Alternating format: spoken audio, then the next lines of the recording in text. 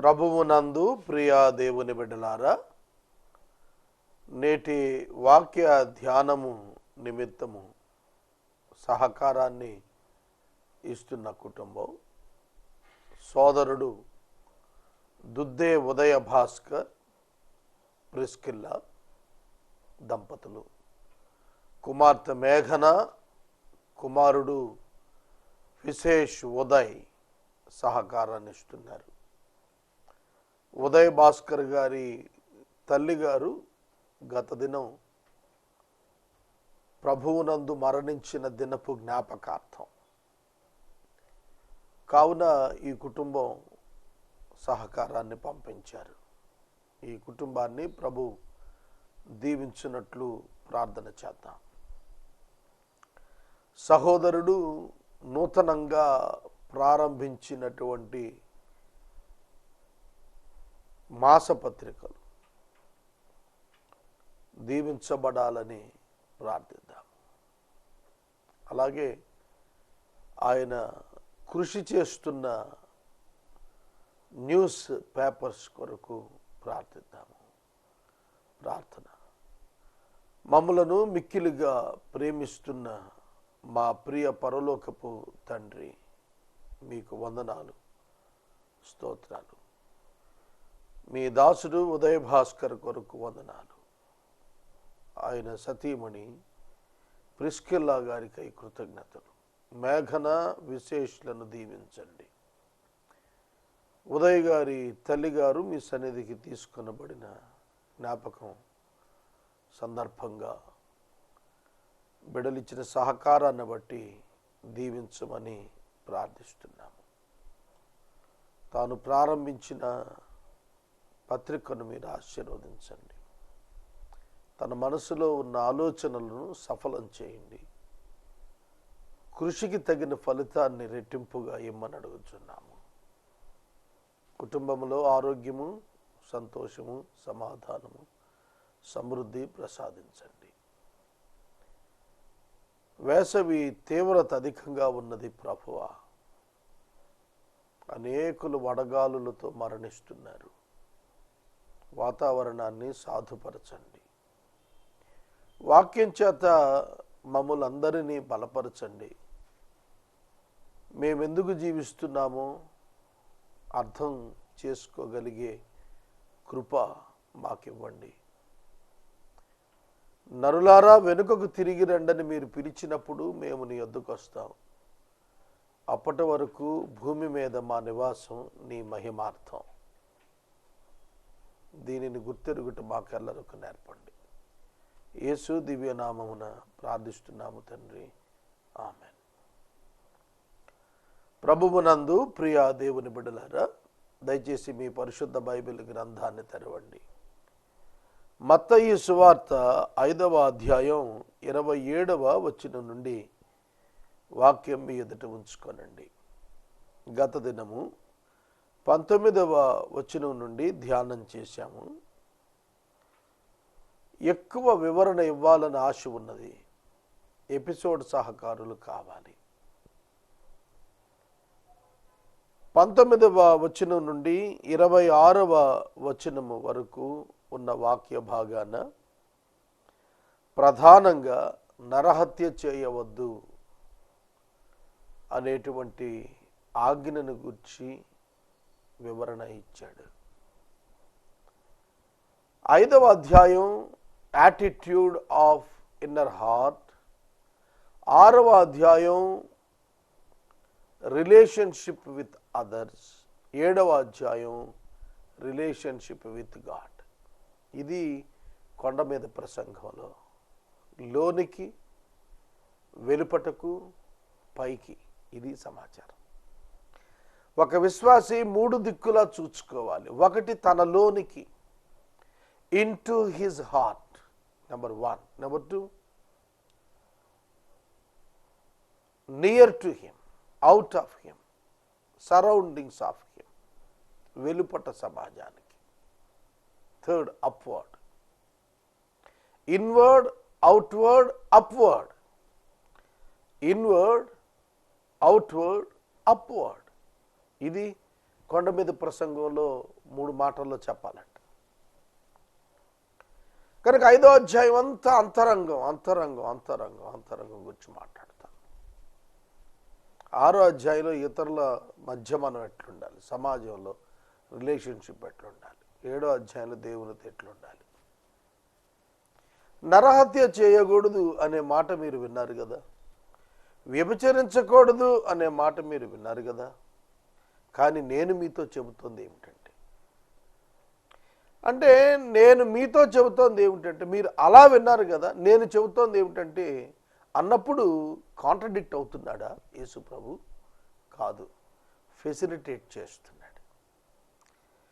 Jesus is not contradicting with the law, but he is explaining the inner attitude of God about the law particularly. దేవుడు ఎందుకు ఆ పదాలు అక్కడ ఉంచాడు, ఏ ఉద్దేశంతో ఉంచాడో రాశాడు. నరహత్య చేయవద్దు అన్నప్పుడు రక్తం చిందించి ప్రాణం తీయటం గురించి కాదు. దేవుని ఉద్దేశం ఏమిటో తెలుసా? More than that, deeper than that, కోపము పడువాడు.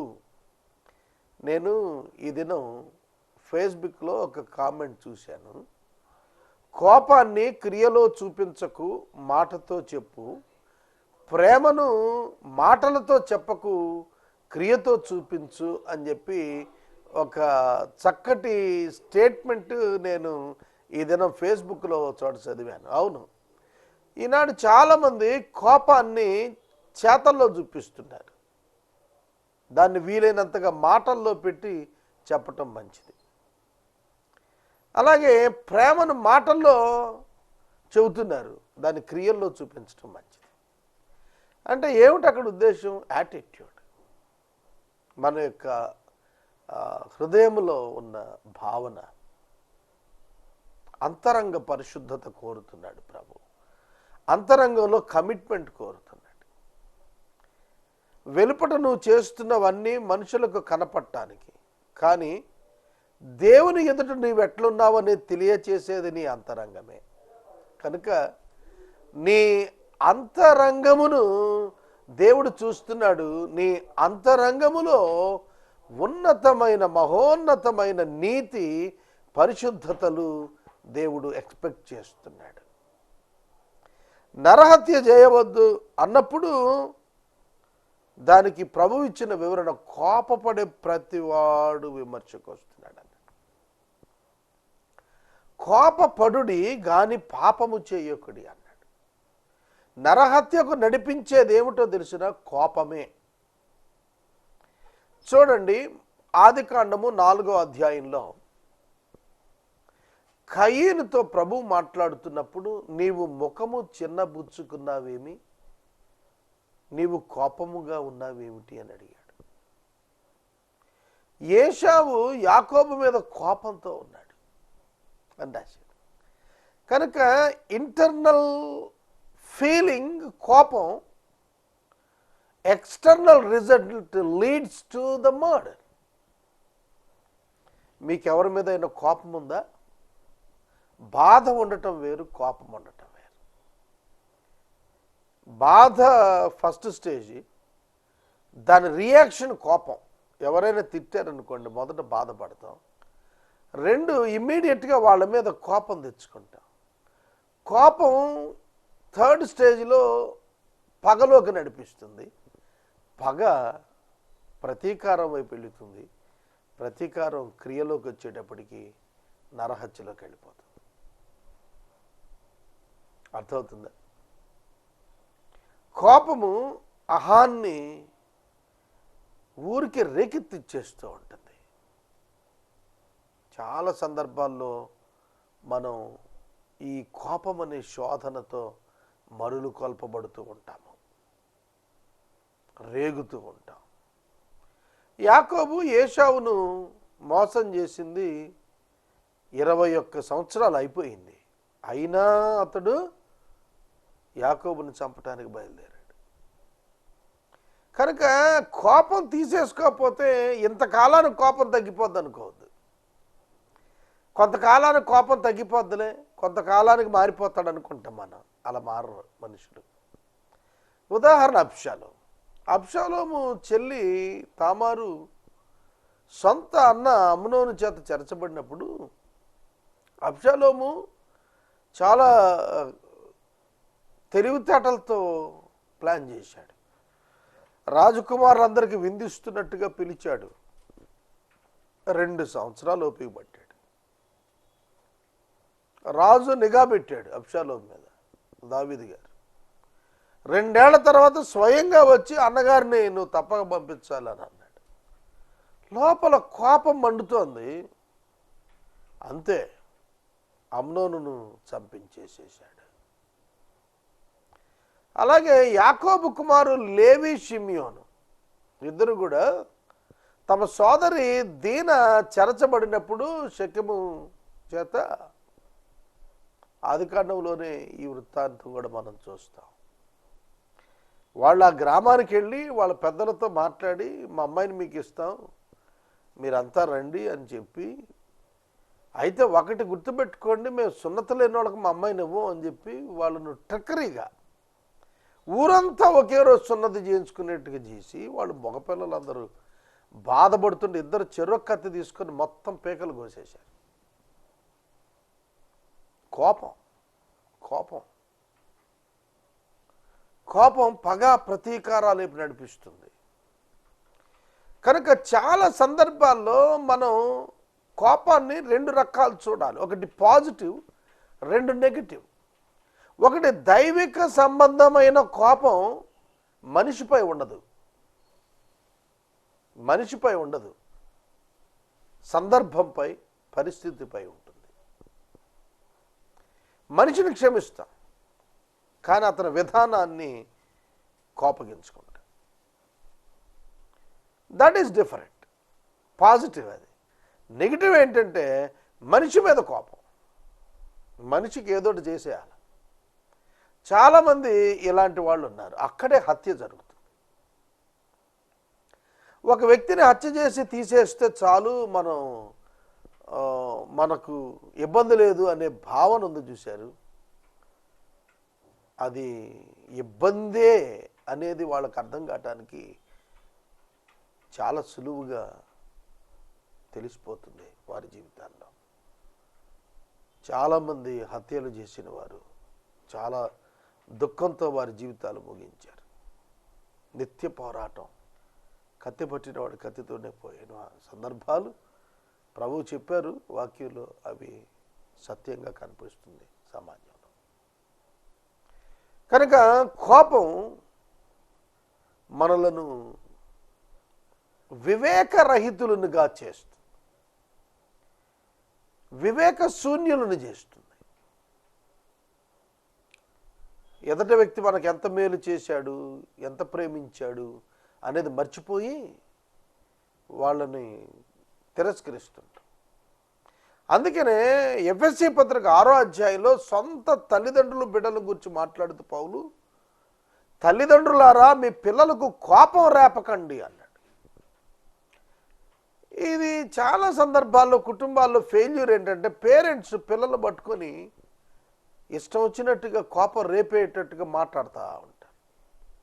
వాళ్ళకి ఆవేదన హృదయంలో, ఏంటి మాట వింటలేదు, బాగుపట్టలేదు. కానీ దాన్ని చెప్పే విధానంలో చెప్పకుండా పబ్లిక్లో చెప్పేటప్పటికి కంటిన్యూస్గా బాధ కలిగేట్టుగా చెప్పేప్పటికి పిల్లలకు కోపం వస్తుంది. కొందరు ఇళ్లలోంచి వెళ్ళిపోతున్నారు, కొందరు ఆత్మహత్యలు చేసుకుంటున్నారు, కొందరు జీవితంలో మళ్ళీ మొహం చూడమని భీష్మించు కూర్చుంటున్నారు. కోపం రేపొద్దన్నాడు. కనుక దేవుని వాక్యం ఎంత గంభీరమైందంటే ఎలా మనిషి బ్రతకాలి అనే దానికి ధర్మశాస్త్రం ఇచ్చాడు. భూమి మీద ఒక కాన్స్టిట్యూషన్ ఉంది, అది లేకపోతే మనం బ్రతకలేం. ఇండియన్ కాన్స్టిట్యూషన్ ఎప్పుడు నేను ఘనంగా చెబుతూ ఉంటాను. ఎందుకంటే అది లేకపోతే ఈ పాటికి భారతదేశంలో ఉన్నటువంటి క్యారెక్టర్స్ చాలా మిగతా వాళ్ళు బతకలేమో, సాధారణం కాదండి. కనుక ఇదే అధ్యాయంలో నీతిని గురించి మాట్లాడినప్పుడు పరిచయుల నీతి శాస్త్రుల నీతి కంటే అధిక నీతి అన్నప్పుడు అది కూడా అంతరంగ సంబంధమైన విశ్వాస సంబంధమైన నీతి. అబ్రహాము దేవుని నమ్మెను, అది అతనికి నీతిగా ఎంచబడెను అని చెప్పిన వాక్యపు నీతిది. కనుక క్రియల చేత రుజువు చేయబడాలనేది క్రైస్తవ్యం కాదు. విశ్వాసం చేత రుజువు చేయబడేది క్రైస్తవ్యం. విశ్వసించిన వాడు క్రియలు చేస్తాడు, కానీ క్రియలను బట్టి క్రైస్తవుడు అనొద్దు, మోసపోతాం. నా మాట అర్థమైందా? లిటిగేషన్ ఉంది ఇందులో. క్రియలను బట్టి కనుక క్రైస్తవుడు అంటే బోల్తా పడతారు. చాలామంది పాస్టర్స్ లంచగొండలు ఇచ్చేటువంటి చందాలు, కానుకలు, అర్పణలు చూసి మోసపోతున్నారు. ఎంత గొప్ప విశ్వాసం అయితే ఎంత చందా ఇచ్చాడు. వాడేమో లోపల లంచం తీసుకుని దాన్ని ఏదో కొంత దేవుని మొహాన్ని పడేస్తే కనికరం దొరుకుతుంది అనుకునే ఫీలింగ్లో ఉంటాడు, అన్యుల వలె. కనుక do not deceived by the works. క్రియలతో మోసపోవద్దు. Check the attitude. కొందరు ఉంటారు దైవ సేవకులు, మేము పెద్ద పెద్ద గొప్ప గొప్ప భక్తులు అని చెప్పుకుంటారు. యాటిట్యూడ్ ఇంప్రాపర్ యాటిట్యూడ్, కానీ యాక్షన్స్లో మాత్రం మహావేషధారణ ఉంటుంది. చాలా సందర్భాల్లో నేను ఆ కోవలో నన్ను ఐడెంటిఫై చేసుకున్నాను. నేను ఒక ఆర్టికల్ రాస్తున్నాను. నిన్నటి దినం ఈ సమయంలోనే నేను ఒక ఆర్టికల్ రాశాను. దాని మీద పలు విమర్శలు నేను దానిలో తీసుకొని వచ్చినప్పుడు నేను యేసే పరిష్కారం విషయాన జరిగిన ఒక సంఘటనను నా మనసుకు వచ్చింది. దాన్ని నేను ఖండించుకున్నాను. ప్రభువు ఎదుట ఏ విధంగా మన తాత్పర్యం ఉన్నది అనేది ప్రజలు చూడరు. ప్రజల ఎదుట మన తాత్పర్యపు రుజువు ఎట్లా కనపరచాలనేది మనమే చూసుకోవాలి. ఆ విషయాన నాపైన నేను ఒక ఖండన రాసుకున్నాను. నేను అందులో ఈ విషయాన్ని ఇట్లా చెయ్యాలి ఖచ్చితం అనేది నేను రాయగలిగాను ట్రాన్స్పరెంట్గా. నేను ఎందుకు ఈ విధంగా మాట్లాడతానంటే మిగతా వాళ్ళు ఎవరిట చెప్పరు. మన హృదయము మనలను ప్రశ్నించేటట్టు మనం ఉన్నప్పుడు మనం సరిచేసుకోవటం మంచిది. దేవుని నీతి విశ్వాస సంబంధమైన నీతి. యేసుక్రీస్తు నందు ఉచితంగా నీతిమంతులుగా తీర్చబడే process important. That is important. Not your personal achievement in fulfilling the law of God. It's not important. Your faith in Christ is important.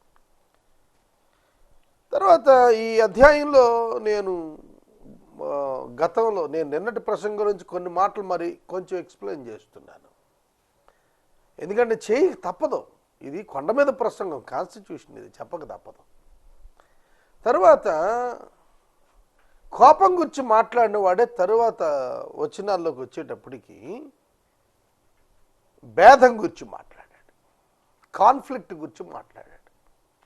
నీ మీద నీ సహోదరునికి ఎవరికైనా విరోధం అన్నాడు. ఎనిమిటీ, శత్రుత్వం. ఇవాళ శత్రువులు మన కారణాన రాకపోవచ్చు, వాళ్ళ కారణాన రావచ్చు. అయినప్పటికీ వారిని క్షమించమని దేవుని ఎదుట అడగటం మనలను నీతిమంతులుగా చేస్తుంది. అది అక్కడ కాన్సెప్ట్. కనుక మనం అర్పించాలి అని అంటే మనము ఇంకొకళ్ళ చేత విరోధంలో ఉండకూడదు. దేవుడు ఎట్లాంటి దేవుడు అండి, ఎంత గొప్ప దేవుడు చూడండి. మనం ఇతరులతో తగాదా పెట్టుకుని మనం దేవునితో సమాధానంగా ఉన్నాం అనుకుంటే ఆయన ఊరుకోడు. చాలామంది విశ్వాసులు ఇక్కడ పడిపోతున్నామండి. హారిజంటల్గా మనం సమాజంలో సిలువను చూడండి, రెండు, ఒకటి పైకి, రెండు ప్రక్కలకు. కనుక తలెత్తి తండ్రి క్షమించంటున్నాం. చాలా సింపుల్గా అడిగేస్తాం, ప్రభువా క్షమించు, ప్రభువా క్షమించండి. పాపం ఇద్దరికి వ్యతిరేకంగా చేయబడద్దండి. ఒకటి భూమి మీద ఉన్న మనిషికి, రెండు పరలోకంలో ఉన్న దేవునికి. అదే చెప్పాడు లూకా సువార్త 15వ అధ్యాయంలో, తప్పిపోయిన కుమారుడు, తండ్రి నీకును పరలోకములో ఉన్న దేవునికి నీ వ్యతిరేకంగా నేను పాపం చేశానన్నాడు. Every sin is against to God first, next to some other human being. ప్రక్కనున్న మరొక మనిషితో కనెక్షన్ అయి ఉంటుంది. దొంగతనము మనిషి జేబులో కొట్టేయటమే, వ్యభిచారము మరొక మనిషిని పాడు చేయటమే, హత్య మరొక మనిషిని పాడు చేయటమే, పొరుగువాని దాసి, everything related with others. Any sin related with others. ఏ పాపమైన తీసుకోండి, ఇతరులతో సంబంధం ఉంటుంది. అయితే పౌలు గారు చెప్పాడు, జారత్వానికి చెప్పినప్పుడు నీ శరీరం లోపల నువ్వు పాపం చేస్తూ నీకు నీవే వ్యతిరేకంగా చేసుకుంటున్నావు అన్నాడు. కాబట్టి ప్రభు ఇక్కడ నేర్పిస్తోంది ఏమిటి అని అంటే, ఎనిమిటీ, శత్రుత్వం, దాన్ని సమాధానంగా మార్చుకోమన్నాడు. సమాధానంగా మార్చుకోవటానికి వెళ్తే మనల్ని చులకం చేసేస్తారేమో, మనల్ని వెధవలుగా భావిస్తారేమో, మనల్ని చేతగాని వాళ్ళుగా అంచనాలు వేస్తారేమో, మన ప్రభావం తగ్గిపోతుందేమో, మన అహం దెబ్బతినేస్తుందేమో. తప్పు వాడిది కదా, నేనెందుకు వెళ్ళాలి? ఎప్పుడు ఈ కాన్ఫ్లిక్ట్ మన శరీరంలో రగులుతూనే ఉంటుంది. ఆత్మ శరీరానికి, శరీరం ఆత్మకు వ్యతిరేకంగా ఒకదానికొకటి పోరాడుతూనే ఉంటాయి.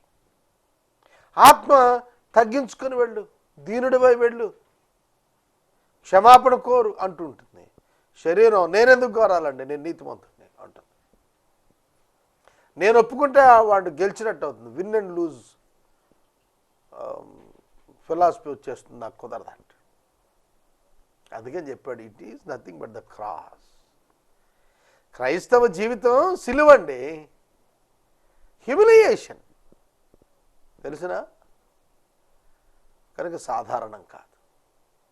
ఏదో ఊరినే ఫ్యాన్సీగా ఆదివారం గంట గుడికి వెళ్ళొచ్చి చొక్కా ప్యాంట్ వేసుకుని, టై కట్టుకుని, కొత్త చీర కట్టుకుని పాటలు పాడినట్టు కాదు, ఆనందంతో చేతులు పైకెత్తి గంతులు వేసినట్టు కాదు. What is real worship? Your life on the cross is the real worship. ఈ దినమంతా నన్ను ఒక్కటే ప్రశ్న, what am I earning in this earth? నా అంతటా నేను నా పోషణార్థం నేను ఏం చేసుకుంటున్నాను? ఇదే ప్రశ్న నన్ను వేధిస్తుంది. ఇది కూడా శోధనే సాతాను నుండి. ప్రభు మత్తయి సువార్త అంతా అదే చెప్పారు. పక్షులను చూడండి, అవి విత్తవు, కోయవు, కొట్టల్లో కూర్చుకున్నవు, వాటి తండ్రి వాటిని పోషిస్తున్నాడు కాడ. 47 ఏళ్ళు పోషించాడు దేవుడు. భవిష్యత్తు గురించి నాకు నేనేం చేసుకుంటున్నాననే ప్రశ్న 25 ఏళ్ల సేవకుడిగా నేను నన్ను అడిగితే, is it not temptation from the devil? Can't I easily understand? నేను సులువుగా అర్థం చేసుకోవద్దా దీన్ని? అవును, చాలా సందర్భాల్లో మనం శరీరమునకు సమయం ఇస్తున్నాం, శరీరమునకు ప్రాధాన్యత ఇస్తున్నాం, ప్రయారిటీ ఇస్తున్నాం. అక్కడ మనం క్షమాపణ కోరలేం. నీ జస్టిఫికేషన్కి నువ్వు ప్రాధాన్యత ఇస్తే నువ్వు క్షమాపణ కోరలేవు. నీవు న్యాయాన్యాయాలు విచక్షణతో కూర్చుని ఉంటే నువ్వు క్షమాపణ కోరలేవు. తప్పు చేసింది వాడిని నేను క్షమించడం ఏంటి? ఒక బ్యూటిఫుల్ ఇష్యూ చెప్తా. బైబిల్లో పౌలు సౌలుగా ఉండగా స్టెఫెనును హత్య చేయించాడు. స్టెఫెను హత్యకు సౌలే కారకుడు, పర్మిషన్ ఇచ్చినాడు. కానీ స్టెఫెను ఇంటి వారికి బాప్తిస్మం పౌలే ఇచ్చాడు. అదే అంటాడు ఆయన, నేను స్టెఫెను ఇంటి వారికి బాప్తిస్మం ఇచ్చాను, ఇంకెవరికి ఇచ్చినట్టు నాకు గుర్తులేదంటాడు. I love that family. నేను ఆ కుటుంబం అంటే నాకు చాలా ఇష్టం. ఎందుకంటే how they allowed Paul to give them the baptism. ఎట్లా ఒప్పుకుంటారండి? స్టెఫెన్ ఫ్యామిలీ స్టెఫెన్ చంపేసినోడితో ఎట్లా, ఓ హారిబుల్, నేనైతే అంత తేలిగ్గా నేను అప్పగించుకోలేను అంతే. నేను మారాలి తప్ప వాక్యం మారదు. చంపేసినోడిని తీసుకొచ్చి యాక్సెప్ట్ చేయటం అంటే how it is possible? It is divinity, not humanity. It's more than the humanity, it is the part of the divinity. God expected divinity in you, not only the humanity. Humanity has the limits, but the divinity has no limits. యేసు మనలో దైవత్వాన్ని కోరుతున్నాడు. మనలో మానవత్వపు మంచిని కాదు ఆయన కోరుతుంది, దైవత్వపు ప్రమాణాలను ఆయన కోరుతున్నాడు. I understood this. నాకు ఇది అర్థమైంది. దైవత్వపు ప్రమాణాలంటే శిలువ మీద దినదినము నిలుచుటయే. ఇది నేను అర్థం చేసుకున్నటువంటిది. తర్వాత సమాధాన పడకపోతే మనం కూడా రోమా 2 ప్రకారంగా అదే పాపాలు చేస్తున్నాం. కనుక మనం ఎప్పటికప్పుడు ఎనిమిటీ తొలగించుకోకపోతే one day they will make us to stand before God. దేవుని ఇది నిలబెట్టేస్తారు. ఆ రోజు మనం తప్పుకోలేం. చాలా నిర్లక్ష్యంగా ఉంటాం, మనం అవివేకంగా ఉంటాం. ఇది వాస్తవం. కడపటి కాసు చెల్లించే వరకు అన్నప్పుడు క్రైస్తవులు అనేక మంది ఫర్గివ్నెస్ ఇవ్వటం, పుచ్చుకోలేకపోవటం సందర్భంగానే వివిధ రకాలైన శిక్షలు వారి జీవితాల్లో అనుమతించబడాల్సి వస్తుంది. అది నేను భావిస్తున్నాను. కొన్ని పరిస్థితులు మనవి మారకపోవటానికి కారణం మనం క్షమించలేకపోవటం, మనం క్షమించబడుటకు ఇష్టపడకపోవటం, సమాధాన పడకపోవటం. సోదరుడా, సోదరి, నేను వాక్యాన్ని ఇక్కడ ముగిస్తున్నాను. రేపటి దినం 27వ వచనం మరలా నేను చెబుతాను.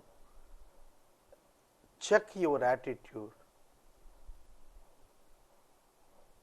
Check your heart. మీ హృదయాన్ని పరీక్షించుకోండి, ఉద్దేశాలు పరీక్షించుకుందాం. డివినిటీ ఇన్ అవర్ లైఫ్, దైవత్వం మన జీవితాలు ఉండేట్లుగా చూసుకుందాము. ప్రధానంగా ఈ బోధ నాకే అని నేను భావిస్తున్నాను. ప్రార్థన చేసుకుందాం. నేటి వాక్య ధ్యానానికి సహకారం ఇచ్చిన సహోదరుడు దుద్దే ఉదయ భాస్కర్ గారు, సహోదరి ప్రిస్కిల్ల గారు, మేఘన విశేష్ ఉదయ్ సహకారాన్ని ఇస్తున్నారు. ఈ కుటుంబాన్ని ప్రభువు దీవించునుగాక. మనము ఇంతవరకు దైవజనులు కారుపాటి శ్యాంసాగర్ గారి ద్వారా బైబిల్ స్టడీలోని వాక్య ధ్యానమును మత్తయి సువార్త నుండి ధ్యానం చేసుకున్నాం. ఈ కార్యక్రమం ద్వారా మీరు పొందుకొనుచున్న ఆత్మీయ మేలులు ఒక ఉత్తరం ద్వారా మాకు తెలియచేయండి. మీ ప్రార్థనా మనవులు మాకు తెలియచేస్తే ఏసే పరిష్కారం కార్యక్రమంలో ఏర్పాటు చేసిన ప్రార్థనా శిబిరంలో మీ కొరకు ప్రార్థిస్తాం. మీ కుటుంబ పక్షముగా ఒక ఎపిసోడ్ ప్రసారం చేయాలనుకున్నారు, మాకు తెలియచేస్తే మా సిబ్బంది మీ గృహాలను దర్శిస్తారు. ముగింపు ప్రార్థన ఆశీర్వాదాలతో ఈ కార్యక్రమాన్ని ముగించుకుందాం. ప్రార్థన చేసుకుందాం. తలలో వంచండి. మమ్మలను మిక్కిలిగా ప్రేమిస్తూ అన్న మా ప్రియ తండ్రి, మీకు వందనాలు, స్తోత్రాలు. వాక్య ధ్యానానికి సహకారం ఇచ్చిన మీ దాసుడు ఉదయ భాస్కర్ గారి కుటుంబాన్ని దీవించండి. ఎపిసోడ్ సహకారులను పంపండి. ప్రత్యేకంగా మా ప్రయత్నాల చేత నీ సేవ జరిగితే దాని యందు పాపము వెల్లడవుతోంది ప్రభు. అట్టి దౌర్భాగ్యత ఏసే పరిష్కారంలో లేకుండా చేయండి. మమ్మల్ని మీ చేతులకు సమర్పించుకుంటున్నా. ఘనత, మహిమ, ప్రభావాలు మీరు పొందండి. If we handle the ministry on our own, we will be in sin. ప్రభువా, మేము నీ పరిచర్యను మా జ్ఞానంతో చేస్తే అది పాపంగా పరిగణమిస్తుంది. అట్టి దౌర్భాగ్యత రాకుండా కృప చూపండి. మీ చేతులకు మమ్మలను సమర్పించుకుంటూ యేసు నామాన ప్రార్థన చేస్తున్నాము తండ్రి, ఆమేన్. తండ్రి అయిన దేవుని ప్రేమ, కుమారుడైన యేసయ్య కృప, పరిశుద్ధాత్మని యొక్క అన్యోన్య సహవాసం సదాకాలం మనందరికీ తోడైండును గాక.